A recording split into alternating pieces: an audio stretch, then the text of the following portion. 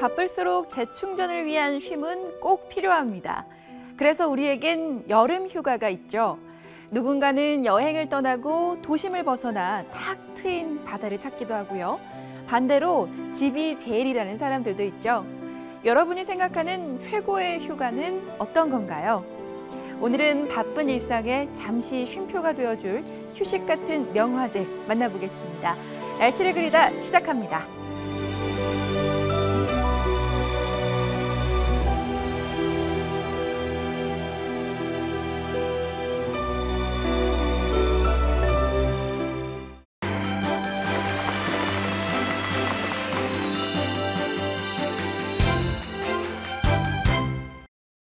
명화 속에 담긴 이야기를 재밌게 들려주실 분 소개할게요. 이동석 작가님, 안녕하세요. 네, 안녕하세요. 네, 요즘 한창 휴가를 떠나시는 분들, 그리고 이제 휴가 계획하시는 분들도 참 많을 텐데요. 네. 또 본인의 취향에 따라서 무엇을 할지도 달라지잖아요. 그 여름 휴가 하면 크게 두 가지로 나눌 수 있잖아요. 실내파와 야외파. 네. 야외파면 산이냐 들이냐. 아니 산인가 들이 같은 말이네요. 산이냐 바다냐 혹은 실내에 계시는 실내파 이렇게 있는데 방콕 가시는 분들. 어느 쪽이신가요? 저는 게스트는. 어디론가 낯선 곳으로 떠나는 스타일인 것 같아요. 네, 작가님은요? 저는 집에 있는 걸 좋아합니다. 아, 그렇군요. 네. 맞아요. 집에 있는 것도 정말 휴식이니까요. 네, 맞습니다. 네, 그래서 이렇게 휴가철을 맞아서 오늘은 또 그림 속, 이렇게 명화 속 휴가를 오늘 소개해 주신다고 하는데 6가지가 준비가 돼 있죠? 네, 저희 오늘 6가지 그림을 준비해 왔는데요. 네. 각자 다른 휴가를 보내는 방식을 담고 있습니다. 그래서 네. 우선 첫 번째 그림부터 살펴보도록 하겠습니다. 이건 어디선가 많이 본 그림이에요. 그렇죠. 우리 뭐 미술을 정말 좋아하지 않더라도 네. 어디선가 한 번쯤은 아마 봤을 법한 바로 그 그림인데요. 그 그랑 자르트 섬에서의 일요일 오후라는 좀 다소 긴 제목을 가진 네. 작품인데요. 바로 그 프랑스의 신인상파 혹은 후기 인상파라고 불리는 조르주 쉐라라는 작가의 작품입니다. 보시면 아시겠지만 일단 이 작품은 크게 두 가지가 굉장히 주목할 만한데요. 첫 번째는 그 이제 그림의 표현 방법이라고 하죠. 네. 네. 보통은 그림은 이제 붓으로 이렇게 한 번에 긋거나 이제 뭐 그 유화용 칼로 이렇게 그리는데요. 여기서는 다 붓으로 다 점을 찍었어요. 점을 찍어서 그림을 완성했다 해서 점묘파라고도 점묘파. 네, 점으로 묘사하는 이제 그런 유파인데요. 이 자세히 보시면 이 왜 이렇게 점묘파 화가들은 이런 식으로 그렸냐면 가장 중요한 것은 이제 보색 대비라고 해요. 네. 보색 대비라는 것이 뭐냐면 보색 대비는 기본적으로 두 가지 색깔을 섞으면 흰색이나 무채색이 되는 경우를 이제 보색 대비라고 해서 인간의 시각을 굉장히 자극하는 거죠. 네. 더 훨씬 더 잘 보이게 만드는데요. 이 작품에서도 그림을 이렇게 유심히 보면 가장 먼저 눈에 띄는 부분이 바로 여기 양산인데요. 네. 양산을 보면 저기 빨간색 양산 있죠. 그림 중앙에 이 여자분이 갖고 있는 저 빨간색 양산 뒤편에 있는 색깔은 무슨 색인가요? 하얀색이요. 아니 다시요. 여기 이 색깔. 아, 검은색이요. 네. 아, 우리 유다는 캐스터는 생명인 것 같습니다. 저 뒤에 색깔은 청록색이죠. 이 빨간색 나무 가지의 네. 청록색이죠. 제가 오늘 눈이 좀 안 좋아요. 아, 그러시구나. 네. 그래서 이 빨강의 보색은 청록이거든요. 그래서 청록의 바탕에 빨강의 색깔이 칠해지면 훨씬 더 눈에 잘 띈다고 합니다. 네. 두 번째는 이 그림이 담고 있는 내용이 굉장히 재밌습니다. 사실 어떤 내용이죠? 이 작품이 그려진 게 이제 19세기 후반인데요. 이때는 프랑스를 대표로 하는 유럽 전반이 정치적으로 조금 격변기가 지난 후에 평화로운 시기가 되었고, 그리고 유럽의 이제 산업혁명이 어느 정도 자리 잡으면서 도시의 중산층들이 생겨났어요. 우리가 흔히 쓰는 말로 이제 부르주아라고 얘기하는 건데요. 이 중산층이 생겨나서 중산층들이 가장 쉽게 여가를 보내는 문화가 생겨나기 시작한 거예요. 네. 그전에 여가를 보낸다는 것은 굉장히 돈이 많이 들었거든요. 마차를 타고 어디를 가고 뭐 하인을 데려가고 해야 되니까. 근데 기차가 발명되고 중산층의 이제 직장 생활이 시작되니까 공휴일이 생기고 그러니까 파리 근교에 있는 여러 도시들, 여기도 이제 그랑자르트 섬도 파리 근교에 있는 세느강에 있는 섬이거든요. 거기를 이제 가는 일요일 오후를 즐기는 사람들이 이렇게 많이 보이시죠. 그래서 요즘 한강 나가면 뭐 강아지하고 산책하시는 분도 참 많잖아요. 그렇죠. 근데 한 가지 특이한 점이 이 약간 귀족 부인처럼 네. 보이시는 분은 바로 여기 그럼 원숭이 같은. 원숭이를 네, 지금 보고 약간 네, 놀랐어요. 네. 데려놨는데 이때 이제 만국 박람회를 비롯하여서 이제 에펠탑이 지어지던 시기였거든요. 이때가. 그러면서 이 원숭이라든가 이런 기린이라든가 이런 이국적인 동물에 대한 호기심이 굉장히 컸어요. 네. 그래서 이제 진짜 이제 부잣집에서는 애완용으로 이렇게 원숭이를 키우기도 애완용으로 원숭이를 네. 키웠군요. 지금 자 이렇게 첫 번째 그림으로는 도심 속 피크닉을 살펴봤는데요. 소개해 주실 다음 그림은요? 그 다음은 역시 이제 바다죠. 이 바다를 보여주는 네. 그림인데요. 이 그림을 그린 화가는 사실 한국에서는 좀 낯설지 않을까 싶은데요. 화가 이름은 유젠느 부댕이라는 화가인데요. 이 유젠느 부댕은 바로 그 우리가 유명한 인상파의 모네의 스승으로도 유명한 화가입니다. 그래요? 예. 근데 이 그림을 이렇게 보시면 그림 전반부에 가장 많이 보이는 부분 역시 하늘이죠. 네. 하늘과 그리고 저 뒤편으로 보이는 바다가 맞닿아 있는 그림인데 트루빌이라는 것은 우리가 가장 많이 아는 그 동네의 가장 유명한 도시는 바로 도빌입니다. 도빌이라는 도시를 많이 아마 들어보셨을 텐데요. 이 도빌은 굉장히 고급 휴양지거든요. 지금도 가면 뭐 온천도 있고 게임장도 있고 여러 가지 좋은 클럽도 있고 그리고 심지어 영화제도 열리고 굉장히 많은 것들이 거기 도빌에서 이루어지는데요. 이 옷차림이나 이런 걸 봤을 때는 좀 이제 부유층으로 네. 보이죠. 그러니까 하녀와 하인이 있지 않고서는 저런 옷을 입고 저런 옷차림으로 여행 다니기 굉장히 힘들었을 거예요. 거추장스러워 보이기도 해요. 네, 그러니까. 근데 이때는 요거는 이제 아까 쉐라의 그림보다 조금 앞선 시기에 그려진 네. 그림인데요. 이 당시에 프랑스 상류층에 약간 유행이 있었어요. 바닷가에 별장을 지어서 이렇게 자주 여행 가고 놀러 가는 거. 그게 약간 유행이었던 거죠. 그렇다 보니까 부동산 개발업자가 적극적으로 이제 바닷가에 해안가에 접해 있는 집 하나쯤 있어야 되지 않냐 이런 식으로 파리를 중심으로 이제 도시에 사는 부유층을 이제 공략한 거죠. 네. 그래서 많은 사람들이 거기에 별장을 갖고 지금도 해안가에 별장 있으면 좀 그렇죠. 부유한 지금 속하잖아요. 생각해도 별장을 네. 가지신 분들은 부유하다고 생각할 수가 있어요.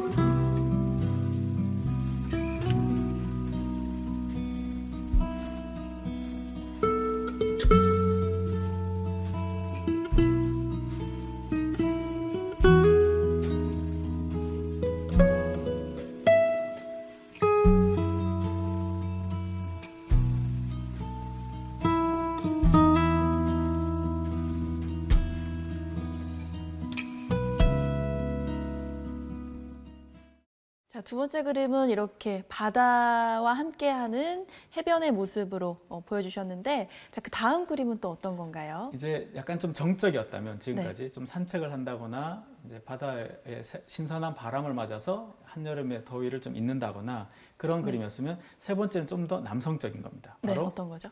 네포츠에 해당하는 건데요. 바로 승마라고 할 수 있는데요. 네.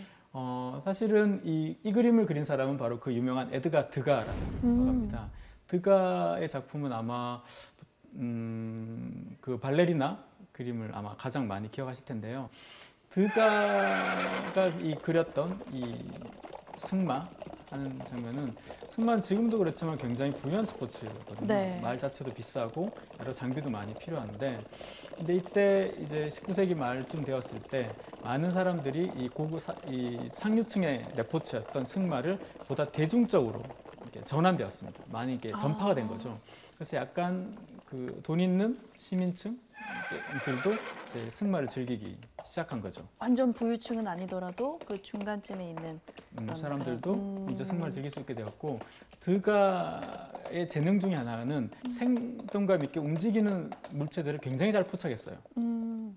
그런 면에서 봤을 때 말은 굉장히 좋은 소재죠. 말은 이렇게 빨리 움직이고 많이 움직이니까 역동적이고 그런 면을 잘 포착하기에 이 드가한테는 굉장히 좋았을. 그리고 드가의 캐릭터 자체도 굉장히 남성적이었기 때문에 이 승마라는 스포츠가 굉장히 마초적이잖아요. 네. 그런 면에서도 아마 드가는 좋아하지 않았을까 싶고 그림만 봐도 특히 이 승마의 어떤 말의 이런 움직임도 좀 좋지만 이 대자연이랄까요? 네, 초록이 이렇게 펼쳐져 있어서 이것만을 보는 것도 굉장히 좀 눈에 어떤 힐링이 되는 그런 면이 있는 것 같아요. 맞아요. 마음이 좀 평온해지는 그런 느낌도 있는데 또 다음 휴가지는 어딘가요? 그 다음은 좀 더 뭐랄까요? 그 지금까지는 좀 이 레포츠는 좀 역동적이었잖아요. 네.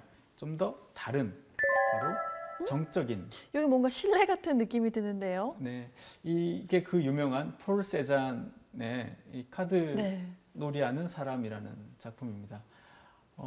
이 세잔에 대해서 먼저 설명을 드리자면 폴 세잔을 빼놓고 서양 미술사를 이야기할 수 없거든요.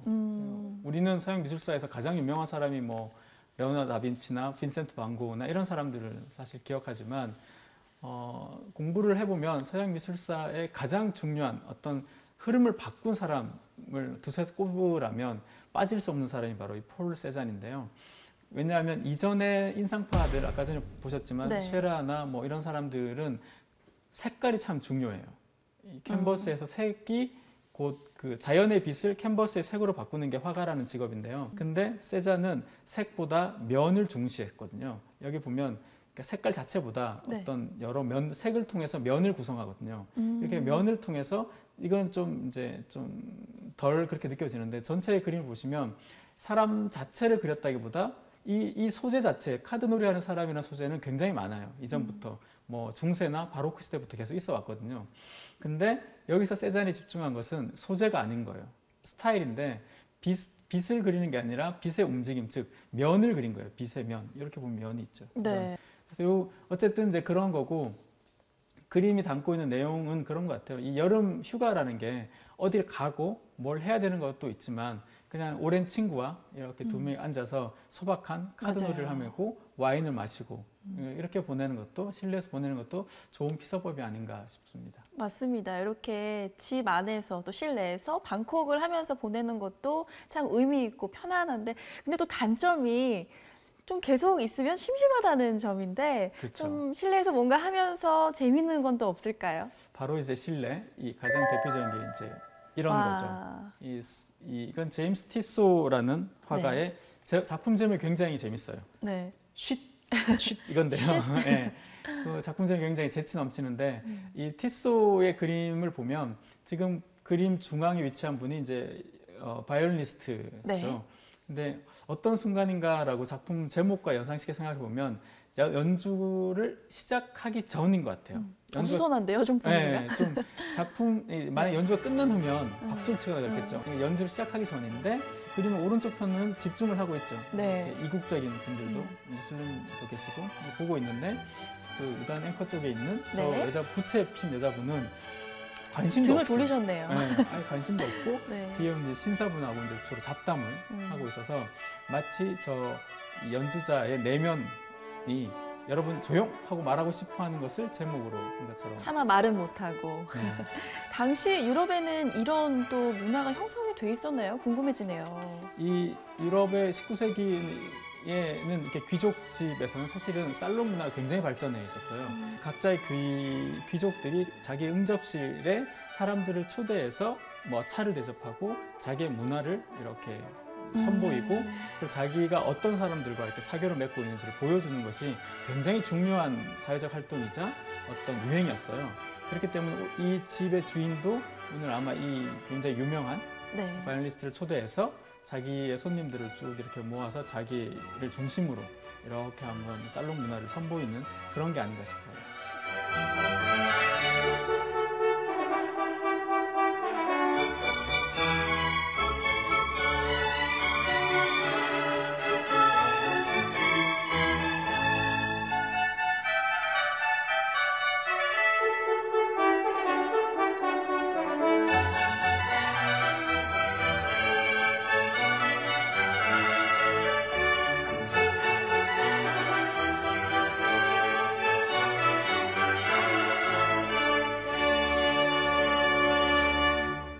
그런데 또 사실 휴가라는 게 야외든 실내든 그렇게 중요치 않잖아요. 마지막으로 소개해 주실 휴양지는 또 어딜까요? 가장 낭만적이면서 가장 달콤하면서 가장 쉬운 듯 보이지만 가장 어려운 휴가가 아닌가 싶은데 그것은 네, 바로 궁금해지네요. 사랑입니다. 아, 예, 사랑은 최고의 도피처니까 뭐 최고의 휴가지라고도 볼 수 있겠죠. 예. 네. 여인에게 뭔가 여인에게로만 이렇게 빛이 또 들어가는 것 같아서 참 더 예뻐 보이는 그림이 아닐 수가 없네요. 이 그림을 이렇게 보면요, 네. 여자분이 이제 뭐 바느질 같은 걸 네. 하고 있고 정원 테이블에 이렇게 앉아서 바느질을 하고 있는데 남자분이 이게 서로 아는 사이 같죠. 모르는 사이는 아닌 것 같잖아요. 네. 왜냐하면- 뚫어져라 보고 계시네요. 예, 근데 이 남자는 이 다리를 꼬고 뚫어지게 쳐다보고 있는데 아마 저 자세로 미뤄 짐작컨대 이렇게 여자를 쳐다본 지 1, 2분이 된 게 아니라 훨씬 더 오래됐다는 암시를 하고 있는 것 같아요. 우리가 자리에 어떤 앉을 때 보통 이렇게 정자세로 있다가 시간이 오래되면 자세도 흐트러지고 다리도 꼬고 막 그러잖아요. 네. 이 남자의 자세가 보면 굉장히 약간 그런 면에서 시간이 좀 여기 앉은 지 시간이 좀 된 것처럼 느껴져요. 네. 그런 면에서 둘은 최소한 썸의 어떤 관계가 아닌가 싶은데요. 이런 그림을 볼 때 인물의 내면 심리를 그림에서는 어떻게 표현하냐면 주로 오브제들을 통해서 표현을 해요. 근데 이 그림에서 가장 중요한 오브제가 바로 두 가지가 있습니다. 어떤 건가요? 첫 번째는 저 뒤에 있는 조각상인데요. 그림을 보면 중간에 이 테이블 사이로 이렇게 나무가 솟아올랐죠. 네. 그러니까 남자와 여자의 분리를 확실하게 보여줘요. 둘은 분리되어 있다라는 걸 보여주는데 반면에 아마 큐피트로 보이는데요. 저 사랑의 신, 네. 저 동상이 이쪽을 남자를 향해 있죠. 아, 그러니까 아마 이 남자는 이 여자에게 사랑을 느끼고 있다는 걸 확실하게 보여주는 거죠. 둘의 어떤 관계를 보여주는 거고 가장 결정적인 소재가 있습니다. 이 작품 안에 뭘까요? 사과? 그렇죠. 이 테이블 위에 있는 빨간 과일 사과인데요. 저 사과가 또 있습니다. 어디 있을까요?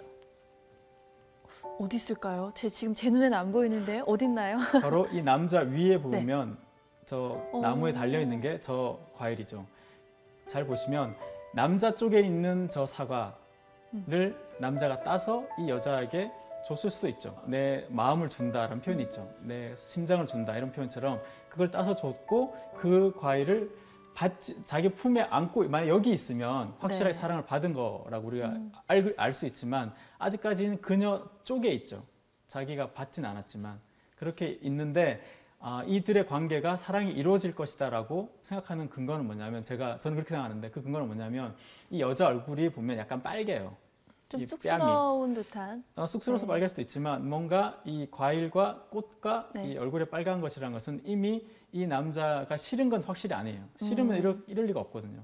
좋은데 너무 남자가 공격적으로 저렇게 뚫어지게 싸보고 이렇게 하니까 부담되나 약간 보다. 너무 네. 상남자 스타일로 대시하니까 좀 그런 거지. 둘의 사랑은 아마 이제 그런 면에서는 곧 이루어지지 않을까 싶습니다. 네, 참 이렇게 따뜻한 데이트 그림까지 만나봤는데요. 오늘 이렇게 6가지 이제 휴가를 즐길 수 있는 그림을 살펴봤는데 작가님이 생각했을 때 가장 인상적인 그림 어떤 건가요? 저는 아까 폴 세잔 그림이 제일 마음에 드는데요. 카드 게임하고 네, 있던. 네. 일단 제일 비싸고요. 그리고 무엇보다 사실은 휴가라는 게 어디를 가서도 참 좋지만 누구랑 가는지가 참 중요하다. 맞아요. 근데 누구랑 가든 싸우잖아요, 사실. 네, 그래서 저는 사실 특히 올여름에는 제가 되게 가까운 친구들이지만 자주 못 보잖아요. 직장 네. 다니고 뭐 일하다 보면. 그래서 여름 휴가 때 그들의 시간에 맞춰서 제가 그들 뭐 직장에서 점심이라도 먹든지 이렇게 해서 보고 싶었지만 보지 못한 친구들을 만나는 게 제 휴가 계획입니다. 평범한 일상이지만 사실은 하기 참 쉽지 않은 그런 부분을 또 휴가로 계획을 하셨군요. 네, 오늘 이렇게 명화 속 휴가도 그림들을 보니까 저도 마치 이곳에 갔다 온 듯한 그런 느낌이 드는데요. 함께 누가 있느냐가 참 중요하잖아요. 휴가에 있어서 말씀하신 것처럼 행복한 이들과 함께 같이 있으면 행복한 사람들과 함께 즐거운 휴가 보내셨길 또 즐거운 휴가 보내시길 바랍니다. 오늘 말씀도 고맙습니다, 작가님.